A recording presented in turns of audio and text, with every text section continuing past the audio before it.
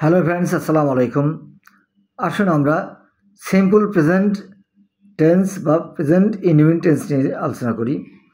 আমরা সাধারণত জানি যে বাক্যের মধ্যে যদি অলওয়েজ থাকে, সামটাইমস থাকে, ইউজুয়ালি থাকে, নর্মালি থাকে, জেনারেলি থাকে, ডেইলি থাকে, এভরিডে থাকে, এই শব্দগুলো থাকতে পারে ওই বাক্যটা সাধারণত প্রেজেন্ট টেন্স হয়।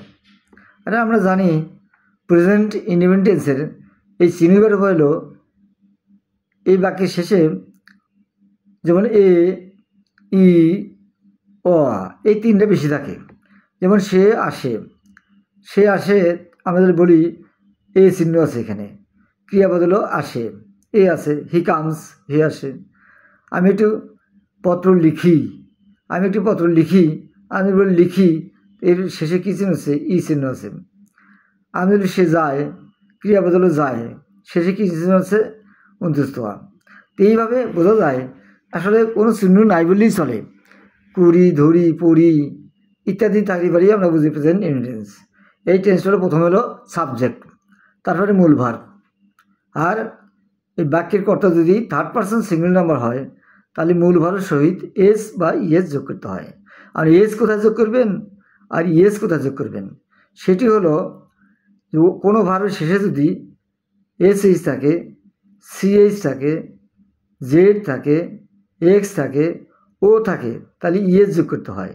আর অন্যান্য ক্ষেত্রে শুধু এস যোগ করলেই হবে। যেমন আমি বলি যে আমরা সে পুকুরে মাছ ধরে, তাহলে ক্যাচ মানে এখানে ধরা, তাহলে এই ক্যাচের সঙ্গে যেহেতু সিএইচ আছে ইএস যোগ করতে হবে। He catches fish in the river বা পন্ড। আবার যদি বলি সে তার হাত পা ধৌত করে, ওয়াশ মানে ধৌত করা, he washes his hands and feet. আর যদি বলি করিম স্কুলে যায়, তো গো মানে এখানে যাওয়া, যেহেতু গোর শেষে আছে ও আছে তাহলে করিম গোস টু স্কুল। অর্থাৎ আমরা বলবো যে বাক্যের কর্তা যদি থার্ড পারসন সিঙ্গুলার নাম্বার হয় তাহলে মূল ভার্বের সহিত এস বা ইএস যোগ করতে হবে। আর এই টেন্সটাকে যদি আমরা নেগেটিভ করি তাহলে সাবজেক্টের পরে ডু নট অথবা ডাজ নট প্লাস হলো মূল ভার্ব। যেমন থার্ড পারসন সিঙ্গুলারের সাথে ডাজ নট প্লাস হলো মূল ভার্ব। যেমন করিম স্কুলে যায়, করিম গোস টু স্কুল। যদি করিম স্কুলে যায় না, Karim does not go to school, negative হয়ে গেল। এটা আমরা স্কুলে যাই, উই গো টু স্কুল।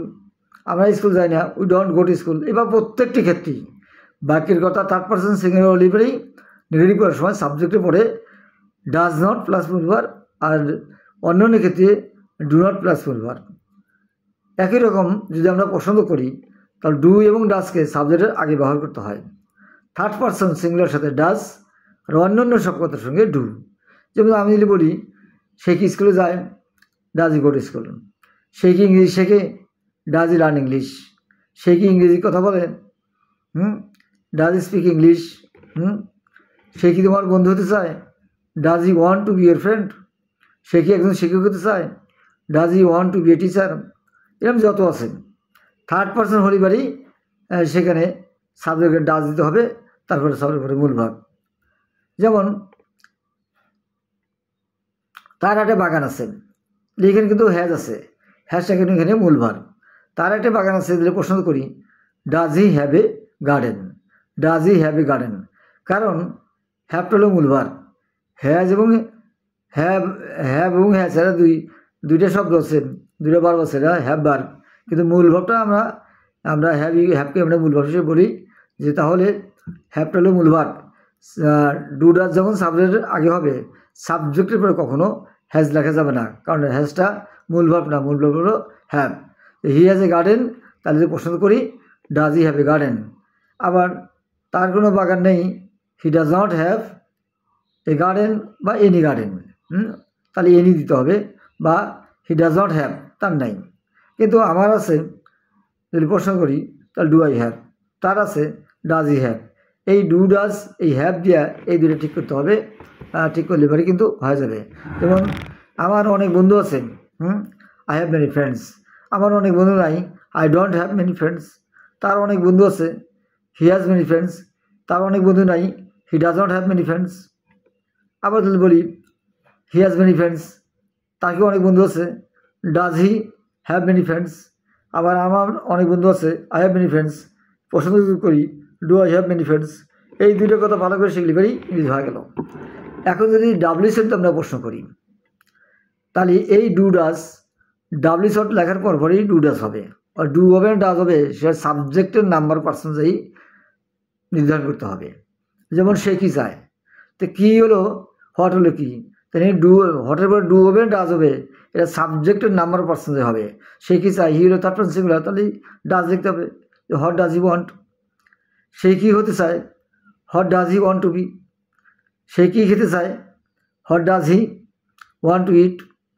সে কি শিখতে চায়, what does he want to learn. Karim কি শিখতে চায়, what does Karim want to learn. এবার যত আছে, সে কোথায় যেতে চায়, what does he want to গো।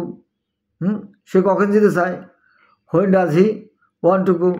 এইভাবে যত আছে, আমরা যদি ডাব্লিউ শব্দে বলি যে তুমি কি করতে চাও, what do you want to do.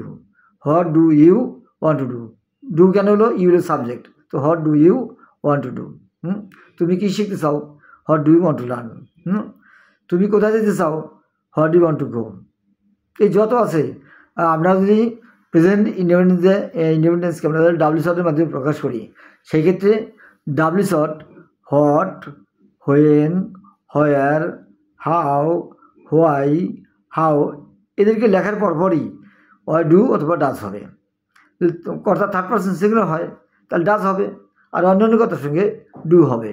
এইভাবে যদি আমরা শিখি, তাহলে কিন্তু ইংরেজি সহজেই শেখা যাবে এবং আমরা অতি সহজেই আমরা ইংরেজি বলতে পারবো। তো এই নিয়মটা হলো, আমি আরও একটা বাক্য বলি, যেমন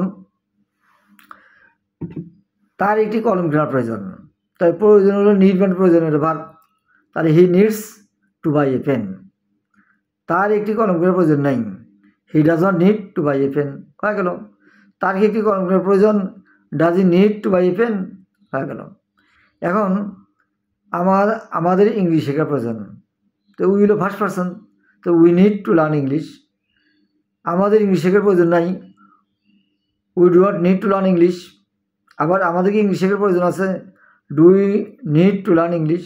এইভাবে আমরা শত শত বাক্য আমরা তৈরি করতে পারি এবং এভাবেই করতে হবে এবং এভাবে করলে পারি আমরা ইংরেজি সহজেই শিখতে পারবো। আশা করি বুঝতে পারছেন। আমি প্রেজেন্ট ইন্ডিপেন্ডেন্সের গঠনটা আরেকবার বলছি। প্রথম হবে সাবজেক্ট, তারপরে ভার্বের মূল ভার্ব হবে। প্রথমে সাবজেক্ট প্লাস হবে মূল ভার্ব, আর বাক্যের কর্তা যদি থার্ড পারসন সিঙ্গুলার নাম্বার হয় তাহলে মূল ভার্বের সহিত এস বা ইয়েস যোগ করতে হবে। আর নেগেটিভ করার সময় সাবজেক্ট প্লাস হলো ডু নট অথবা ডাজ নট প্লাস হলো মূল ভার্ব। থার্ড পারসন সিঙ্গুলার সাথে ডাজ নট প্লাস মূল ভার্ব, অন্যান্য কর্তার সঙ্গে ডু নট প্লাস মূল ভার্ব। আর যদি পছন্দ করি সাবজেক্টের আগে ডু ডাজ, সাবজেক্ট প্লাস হলো মূল ভার্ব। আশা করি বুঝতে পেরেছেন। Thank you.